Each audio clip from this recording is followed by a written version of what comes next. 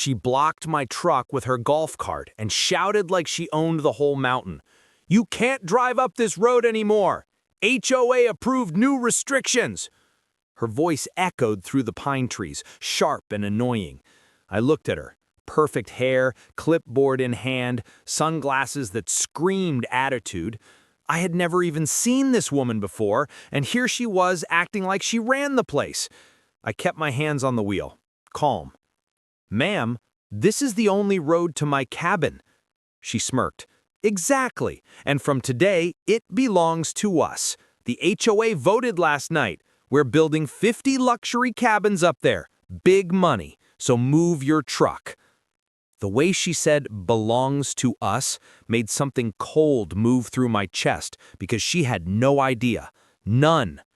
I watched her tap her clipboard like she was signing orders in some kingdom. She even snapped her fingers toward two men standing behind her in bright HOA vests, as if they were security. "Block his access if he refuses," she told them. One of the men stepped closer and said, "Sir, she's the HOA president. Don't make this harder." I almost laughed, but I didn't. I just stared at the road, my road, and then at the mountain behind it where they clearly had construction equipment already lined up. Excavators, survey flags, fresh tire marks. They had moved fast, too fast, like they thought they owned everything already. "Why didn't anyone tell me?" I asked quietly. Karen folded her arms. "Because you're not part of the HOA, but your behavior affects our community, and from now on, this road is HOA jurisdiction." My jaw tightened. She was so confident, so sure this was the end of the conversation. She didn't notice the way the woods went silent around us. She didn't notice the old metal sign half buried in the dirt behind my truck. And she definitely didn't notice the one thing that should have mattered most. She had just tried to take something she didn't even know I owned. She pointed at her clipboard again. "Move your truck or we'll call county enforcement, and trust me, they listened to me." I finally stepped out of the truck and shut the door slowly. Her smile widened. She thought I was giving up, thought she had won. But she didn't see what I saw. She didn't see how this was only the beginning. And she absolutely didn't see the moment I whispered, "You're building 50 luxury cabins on land you can't even reach without me." Karen's smile faded when I didn't walk toward her. Instead, I walked toward the old metal sign buried in the dirt. I brushed off the mud with my boot. Her eyes narrowed when she saw the faded letters starting to show. She didn't know why it mattered, and that made her nervous. "That sign is irrelevant," she snapped. "HOA controls this road now." I ignored her and crouched down, feeling the bolts with my fingers. They were cold and old, but strong. The two HOA guys stepped closer, like they were trying to look important. One of them even rested his hand on his walkie, pretending it was a weapon. Karen cleared her throat loudly. "Sir, you're delaying a major construction project. Our investors are already waiting. We have a schedule." I stood up slowly. "Karen, do you know who built this road?" She rolled her eyes. "Obviously the county, but we maintain it. We pay for its upkeep. It's in our zone. Don't try to argue. HOA has authority." Her confidence was unbelievable. I could almost admire the delusion. Behind her, workers were already unloading wood beams. Concrete mixers rumbled like the mountain was waking up. They were really planning to build 50 luxury cabins, right through land that only had one narrow way in, a way she was now blocking. "Look," Karen sighed, lowering her sunglasses, "I'm trying to be nice. Sell us the road. We'll offer you a fair price. But if you don't, you're going to lose access anyway." That line hit harder than she expected. She didn't know she sounded like a threat. She didn't know she'd just crossed a line. I stepped closer, enough to see her flinch just a little. "You're telling me to sell something you haven't even confirmed belongs to you?" Her lips twitched. "We already checked. The county records say this road is unclaimed, so it becomes HOA maintained property. That's how it works." I let out a breath, slow and hard. They had checked the wrong records. They didn't know the history. They didn't know the man who originally carved this road into the mountain 50 years ago. They didn't know who bought it after he died. But I did, because I was holding his deed in a fireproof box inside my cabin. Karen waved her hand again, impatient. "Sir, last warning. Move your truck or we call enforcement." The two HOA guys stepped forward like backup dancers waiting for their cue. I looked at the steep road stretching behind me, the only access point for their entire project, and I almost felt bad. Almost. "Call whoever you want," I said quietly. "Just remember, once they get here, this road's story is going to change very fast." Her eyebrows shot up. "What is that supposed to mean?" I smiled for the first time. "It means you should have checked who owns the mountain, not who runs an HOA." Karen didn't like the way I smiled. She straightened her shoulders and grabbed her phone like she was about to end the entire world with one call. "Fine," she said, tapping the screen hard. "I'm calling county enforcement right now. They'll remove your truck and charge you for obstruction." The HOA guys stepped back proudly, like backup had arrived even before the call connected. But the truth was, Karen didn't know the county had already tried this same fight with the previous owner of the road. Back then, they learned real fast they had no authority here. And now history was repeating itself, just with a more dramatic audience. I leaned against my truck while she held the phone to her ear. "Yes, officer, we have a trespasser blocking an HOA project. Yes, he's refusing to move. Yes, this is our road. Yes, we have jurisdiction. Please hurry." Her voice kept getting sharper, more desperate. She wanted me gone before I could say anything that made her little empire crack. She hung up and smirked like she'd just launched a missile. "They're on the way. 10 minutes. "Good," I said. She blinked. "Good?" I nodded. "Yeah, because they're going to love hearing how you started construction on private property without permits." The HOA guys froze. Karen's mouth twitched, but she hid it quickly. "You're bluffing." "Am I?" I asked. She dropped her sunglasses down her nose, staring harder. "The county said the road was unclaimed. We did everything by the book." "Funny," I said, pointing toward the old metal sign. "That book must be missing a few pages." She walked over reluctantly, her heels sinking into the dirt as she approached the sign. I didn't say a word. I just watched her eyes move across the scratched letters as more dirt flaked away. Her face changed. Not dramatically, just for a second, like she saw something she didn't want to understand. She stepped back fast.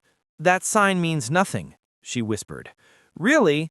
Because the previous owner welded that sign in before the county even existed in this valley." Karen swallowed hard, and for the first time she looked at the mountains behind me, not like she owned them, but like she suddenly wasn't sure. Her voice cracked just a little. "If you had anything real, you would have shown it already." I shrugged. "I don't need to show you anything. I'll show the officers when they arrive." The HOA guys looked at each other. One whispered, "Ma'am, maybe we should pause the workers." "No," she snapped. "We stay on schedule. This man is bluffing. We have full rights. Continue building." And right on cue, a rumble echoed from up the ridge.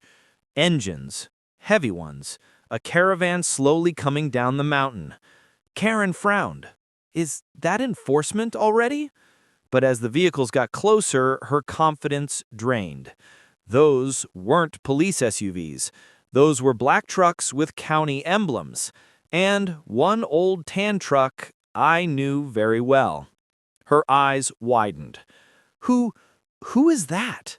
I smirked. "Someone who's been waiting for this moment longer than you've been running an HOA." The caravan stopped. Doors opened, and the first man who stepped out made her face turn pale. She knew his name. Everyone did. And she definitely wasn't expecting him here. The man who stepped out was Sheriff Dalton, the same officer who had been policing this mountain for 20 years, a man who didn't bend for politics, money, or HOA drama. Karen's fake confidence vanished the moment she saw him. She whispered, "Why is he here?" But her voice barely worked. Dalton didn't look at her first. He looked straight at me. "Heard you had some trouble again," he said, closing his truck door. "Didn't think it would get this big." Karen blinked. Again? What do you mean again?" Dalton ignored her question and walked toward the old sign on the ground. He brushed the letters with his thumb, the same way he did years ago when he helped the previous owner file the land separation. He turned to Karen. "Ma'am, do you know what this sign means?" Karen tried to pull authority back into her voice. "Sheriff, with all respect, this is an HOA-controlled road, and this man is blocking our construction." Dalton raised a hand. Silence fell instantly. "This road," he said, "is not HOA property, and it never was." He pointed at the sign. "This is a private easement, not county, not HOA, private." Karen shook her head fast. No, that can't be right. Our legal team said it's unclaimed." Dalton stepped closer to her. "Your legal team didn't look deep enough. The easement records are stored under a special category, military archives." Her eyes widened. "Military? Why would a road be in military records?" Dalton sighed. "Because the man who built this road was a retired Army engineer. He carved it out as his personal access route before any HOA existed. The easement passed to the next owner, legally." He turned and pointed at me. "And guess who the next owner is?" Karen's mouth slowly opened like she lost her voice. "Him? Him?" I nodded. "I bought the easement before the previous owner died. Full rights, full control. This road is mine." But we already started construction. We invested millions. Investors are waiting." Dalton glanced up the mountain at the construction equipment. "Then you'd better shut it down, because every nail, every beam, every tire mark up there is officially trespassing." Karen staggered back, breathing hard. You can't do this. We had plans, luxury cabins, a resort. You can't stop us." "Oh, I can, and I will." "But why? Why wait until now? Why let the project start?" I stepped toward her. "Because you tried to bully everyone around you. You pushed out old families, raised fake fines, forced people to follow rules you created for your benefit. So I let you dig your own hole. You spent everything getting ready, but you never checked the one thing that mattered." I pointed at the dirt under her feet. "The road belongs to me." She shook her head like she was about to faint. Please, we can make an offer. We'll buy the road, any price. Just name it." I stared at her clipboard, her sunglasses, her fake confidence. And I remembered every scared neighbor who told me how she traded them. "I don't sell to bullies," I said. Dalton nodded. "Ma'am, your project is officially shut down. Every worker must leave the mountain immediately, and you," he pointed at her, "are under investigation for unauthorized construction, misuse of HOA funds, and filing a false police report." She gasped like she lost all air. False report? I didn't." "Yes, you did," Dalton said. "You called enforcement claiming he was trespassing on his own road." The HOA guys quietly stepped away from her like she was radioactive. Dalton took out his cuffs. "Turn around." Karen's scream echoed through the mountains. "No! You can't arrest me! I'm the HOA president!" Dalton said calmly, "And I'm the sheriff. You don't outrank me." He cuffed her as the workers packed their tools and rushed away from the site. The entire mountain felt lighter, like the trees themselves were relieved she was gone. Karen kept shouting while being taken to the patrol truck. "This isn't over! You can't do this to me!" I walked toward her one last time. She glared at me like she still had power left. "You built 50 cabins, but you forgot one thing." She swallowed. "What?" "You can't reach them without my road." The door slammed, locking her inside. Dalton looked at me and smiled. "You handled this better than most people would." I shrugged. I didn't fight for this country just to let someone tell me I can't use my own land. Dalton nodded proudly. Freedom starts small, sometimes with a road. As they drove her away, the mountain grew quiet again. I walked back to my truck, the wind carrying the smell of pine and dust.